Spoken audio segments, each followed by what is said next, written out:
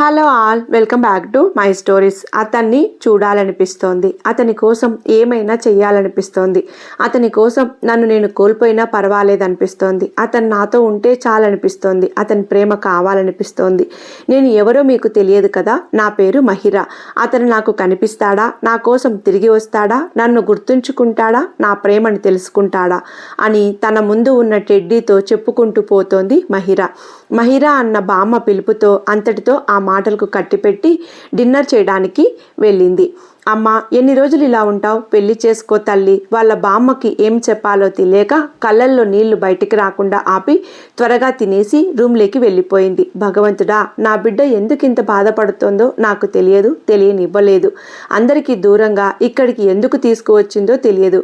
స్వామి, దాని జీవితం చక్కదిద్దే బాధ్యత నీదే అని నమస్కరించుకొని తన గదిలోకి వెళ్ళిపోయింది బామ్మ.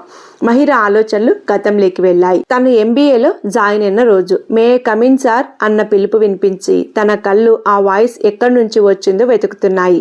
అప్పుడే లోపలికి వచ్చాడు అతను. ఆ రోజు ఎవరికి వాళ్ళు ఇంట్రడ్యూస్ చేసుకున్నారు. అతని పేరు వినటానికి ఆమె చెవులు పరితపిస్తున్నాయి.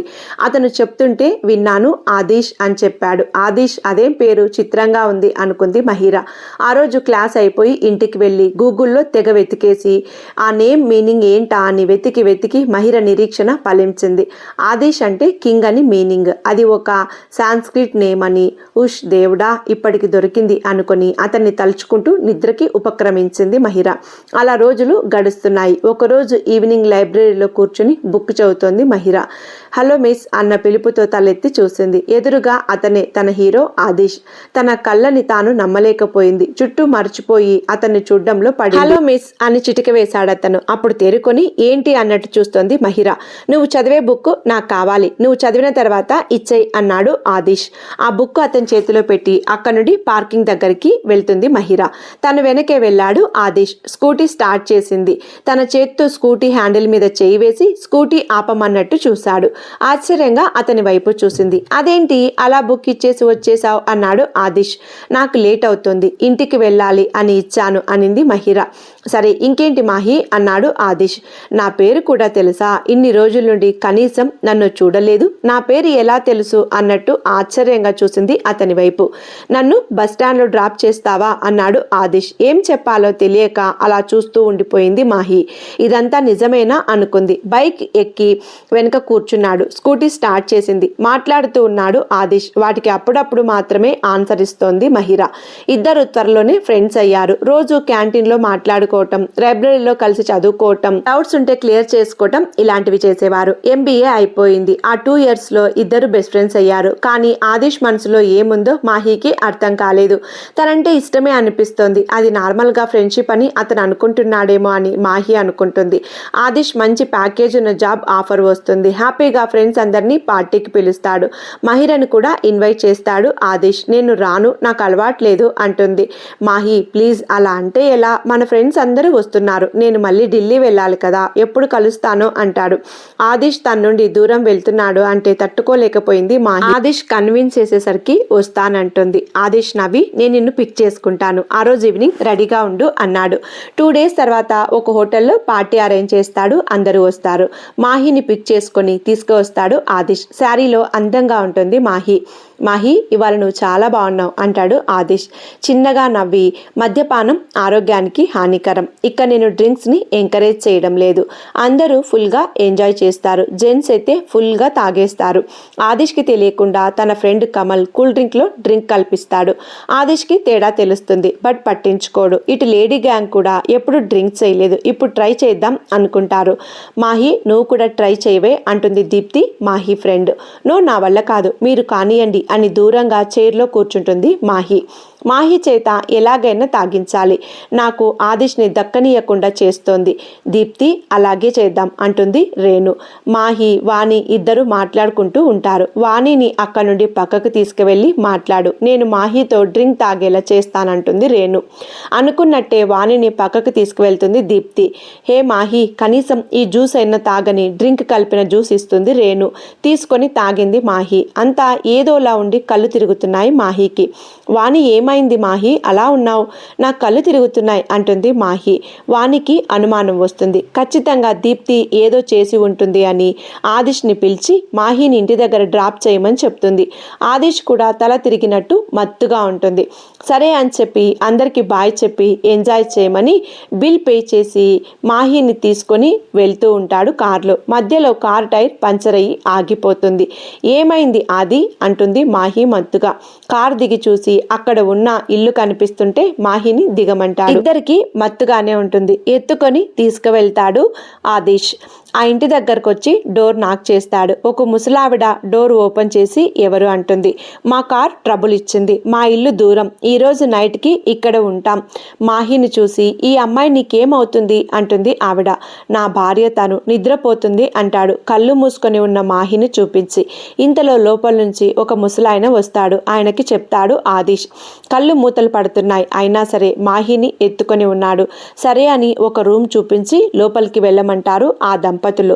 మాహిని తీసుకొని భుజాన వేసుకొని రూమ్లోకి వెళ్ళి డోర్ లాక్ చేసి పడుకోబెడతాడు. మాహి ఆదిష్ షర్ట్ని గట్టిగా పట్టుకొని తన మీదకి లాక్కుంటుంది. ఆదిష్ విడిపించుకోవడానికి చూస్తాడు. అది నన్ను వదిలి వెళ్ళకు అని మత్తుగా చెప్తుంది మాహి. ఆదిష్ మాహిని అలా చూస్తూ ఉంటాడు. అంత దగ్గరగా ఉండటంతో తనను తాను మర్చిపోయి మాహితో ఆ రోజు దగ్గరవుతాడు. మార్నింగ్ 5 గంటలకి మెలకువ రావడంతో బద్ధకంగా కళ్ళు తెరిచి చూస్తుంది మాహి. తన పక్కన ఆదిష్ని చూసి ఆశ్చర్యపోతుంది. తనని తాను చూసుకొని తన ఒంటి మీద చీర లేకపోవడంతో జరిగింది గుర్తు చేసుకుంటుంది. ఒక్కసారి తల తిరిగిపోయింది మాహికి. తన మీద తనకే కోపం, జాలి, అసహ్యం వేసింది. వెంటనే లేచి చీర కట్టుకొని అక్కడి నుండి ఎవరికి చెప్పకుండా ఇంటికి వెళ్ళిపోతుంది. వాణి మాహి దగ్గరికి వెళ్తుంది. తన అనుమానం చెప్తుంది. మాహి వాణితో జరిగింది చెప్పి ఏడుస్తుంది. ఒకసారి ఆదిష్తో మాట్లాడి చూడవే అంటుంది వాణి. లేదు, నేను చెప్పలేను. ఒకవేళ తనకి గుర్తు లేకపోతే నా వల్ల కాదు, నేను తట్టుకోలేను అంటుంది. అలా ఏం అవ్వదు, ఒక్కసారి చెప్పి చూడు. లేదు, ఒకవేళ తనకి నా మీద ప్రేమ లేకపోతే నేను తన బాధ్యత అవ్వలేను అంటుంది. మరి ఇప్పుడు ఏం చేద్దాం అనుకుంటున్నావు అని అడిగింది వాణి. నువ్వు తనతో చెప్పకు, నేను చెప్పను అంతే అంటుంది మాహి. కాసేపు మాట్లాడి వాణి వెళ్ళిపోతుంది. వాణి వెళ్ళిన వెంటనే బామ్మని తీసుకొని అక్కడ నుండి వైజాగ్ వెళ్ళిపోతుంది. ఇదంతా గుర్తు చేసుకొని ఏడుస్తూ నిద్రపోతూ ఉంటుంది మాహి. రోజులు గడుస్తున్నాయి. తను వైజాగ్ వచ్చి 1 year అయిపోయింది. ఆదిష్ని మర్చిపోలేక, వేరే వాళ్ళని తన జీవితంలోకి రానివ్వలేక సతమతమవుతూ రోజులు గడుపుతుంది. ఒకరోజు జీవన్ అనే కొలీగ్ ప్రపోజ్ చేస్తాడు. తనకి పెళ్ళైపోయింది అని చెప్తుంది. నీ హస్బెండ్ ఎక్కడా అంటాడు జీవన్. త్వరలోనే వస్తాడు, పని మీద చెన్నై వెళ్ళాడు అని చెప్తుంది. మాహి, నేను గుడికి వెళ్తున్నాను అంటుంది బామ్మ. నేను వస్తాను బామ్మ, కాసేపు ఉండు, రెడీ అయి వస్తాను. వద్దులే తల్లి, నీకు ఆఫీస్కి లేట్ అవుతుంది, నేను పక్కింటి ఆంటీతో వెళ్తాను, టిఫిన్ రెడీ అయింది, తినేసి వెళ్ళు అని చెప్పి వెళ్ళిపోతుంది బామ్మ. మాహి రెడీ అయి టిఫిన్ చేయటానికి కూర్చుంటుంది. ఇంతలోనే కాలింగ్ బెల్ మోగింది. తన ప్లేట్లో ఉన్న పూరీలను చూసి వదల్లేక సారీ పూరీస్, మళ్ళీ వచ్చి మిమ్మల్ని ఆరగిస్తా అని లేచి మళ్ళీ కాలింగ్ బెల్ మోగింది. ఎవరో కాసేపు ఆగలేరు, ఉండవయ్యా బాబు అని డోర్ ఓపెన్ చేస్తుంది. ఎదురుగా ఉన్న వ్యక్తిని చూసి కళ్ళల్లో నీళ్లు కారుతున్నాయి మాహికి. అలాగే చూస్తూ ఉండిపోయింది అతన్ని. లోపలికి వచ్చి సోఫాలో కూర్చొని ఎలా ఉన్నావు మాహి అన్నాడు. ఆదిష్ ఏం గుర్తులేదా, నార్మల్గా మాట్లాడుతున్నాడు అనుకొని ఉన్నాను, నువ్వెలా ఉన్నావు అనింది మాహి. నేను చాలా బాగున్నాను, నా పెళ్లికి నిన్ను పిలవటానికి వచ్చాను అన్నాడు ఆదిష్. అంతే, కాళ్ళ కింద భూమి కంపించినట్టు అయింది మాహికి. ఏంటి ఆదిష్, పెళ్ళా నీకు అనింది మాటలు కూడా రాకుండా. అన్నాడు కళ్ళల్లో నీళ్లు రానియకుండా దాచిపెట్టి. కంగ్రాట్స్ అనింది మాహి. వెడ్డింగ్ కార్డ్ చేతిలో పెట్టి చూడు అన్నాడు ఆదిష్. వణుకుతున్న చేతులతో పట్టుకొని ఓపెన్ చేసి చూసి ఒక్క ఉదుటున ఆదిష్ని హక్ చేసుకొని వెక్కి వెక్కి ఏడుస్తుంది మాహి. కాసేపు ఏడవనిచ్చి మాహి కళ్ళు తుడిచి, ఎందుకే నన్ను వదిలి వచ్చేసావు, నాకు ఒక్క మాట చెప్తే సరిపోయేది కదా, అసలు నా కోసం నీ లైఫ్ని నాశనం చేసుకుంటావా అన్నాడు ఆదిష్. సైలెంట్గా ఉండిపోయింది మాహి. అసలు ఆ రోజు నీకు ప్రపోజ్ చేద్దామని పార్టీ అరేంజ్ చేశాను, కానీ మొత్తం స్పాయిల్ అయ్యింది, అలా జరిగింది అన్నాడు బాధగా ఆదిష్. నీకు గుర్తుందా అని అడిగింది మాహి. ఉంది, నా తర్వాత వాణిని కలిశాను, నువ్వు చెప్పింది నాకు చెప్పింది, నా వల్లనే నీకు బాధ అన్నాడు ఆదిష్. అయ్యో అలా మాట్లాడకు, నీ కోసం ఎప్పటి వరకైనా ఎదురు చూస్తాను.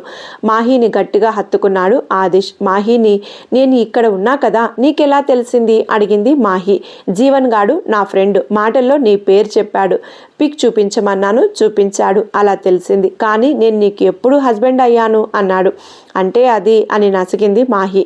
నీ కోసం సంవత్సరం నుండి వెతుకుతున్నాను, ఇన్నాళ్ళకి కనిపించావు. అసలు ఆ రోజు మార్నింగ్ లేచిన వెంటనే నువ్వు కనిపించక పిచ్చి పట్టింది. నాకు ఇంటికి పోయి ఫ్రెష్ అప్ అయ్యి మీ ఇంటికి వస్తూ ఖాళీ చేసి వెళ్ళిపోయారు అని చెప్పారు. నా పరిస్థితి చూసి నాకే జాలేసింది. అంతలా వెతికా నీ కోసం అన్నాడు బాధగా ఆదిష్. సారీ, నేనంటే నీకు ఇష్టం ఉందా లేదా తెలియక వచ్చేసా అంతే, కానీ నీ మీద ప్రేమ లేక కాదు అనింది మాహి. ఒక్క మాట చెప్పింటే సరిపోయేది కదా, నీ సొమ్మేం పోయింది అన్నాడు ఆదిష్. సరే వదిలే, కానీ వెడ్డింగ్ కార్డు మీద నా పేరు రాయించావేంటి? తను నా కాబోయే భార్య అన్నాడు ఆదిష్. అవునా, మరి ఎక్కడా? అదిగో మాహి అని మాహి నుదుటిన ముద్దు పెట్టాడు ప్రేమగా ఆదిష్. మహిరను చూసిన ఎదురు చూపు ఫలించింది. ఇది ఇవాల్టి కథ. ఈ కథ మీకు నచ్చిందనే అనుకుంటున్నాను. నచ్చితే లైక్ చేయడం, ఛానల్ని సబ్స్క్రైబ్ చేయడం మర్చిపోవద్దు. కథను లాస్ట్ వరకు విన్నందుకు ధన్యవాదాలు. మరొక మంచి కథతో మళ్ళీ కలుద్దాం.